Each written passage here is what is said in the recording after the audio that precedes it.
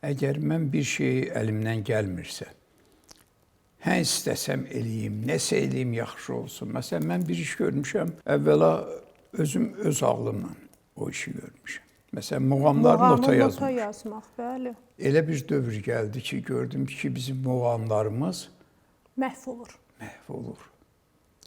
Kimlərsə ondan qazanc mənbəyi kimi istifadə edir. Axı, bu elə deyil. Bu böyük, hamısı da danışanda deyir ki, muğam fəlsəfədir. Bu fəlsəfədən siz söz kimi istifadə edirsiniz. Mən hiss eləmişəm ki, muğamlarımız uçuruma gedir və mənə belə bir qüvvə təsir edib ki, bu muğamları qorumaq lazımdır.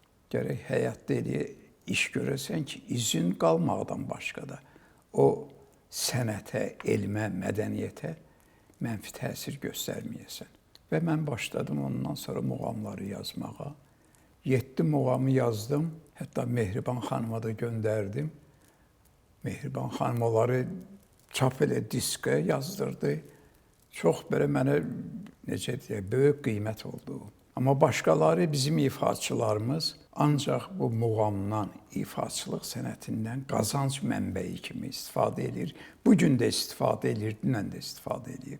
Ona görə muğamın elmi, fəlsəfəsi, təsir gücü onlar üçün maraqlıdır. Neçə ilə yazdınız? Hardasa 15-18 ilə yazdım bütün muğamları. Əvvəla muğamı nota yazmaq üçün gərək muğamı biləsən, bu bir.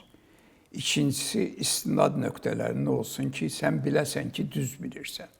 Muğam çünki elə bir varlıqdır ki, hamı elə bilir ki, düz oxuyur, düz çalır. Nəyə əsaslanırsan? Və hamı elə çıxır bugün efirdə, televizorda danışır ki, elə bir ki, bu, üzr istəyirəm, anasının qarnında muğamı bilirdi.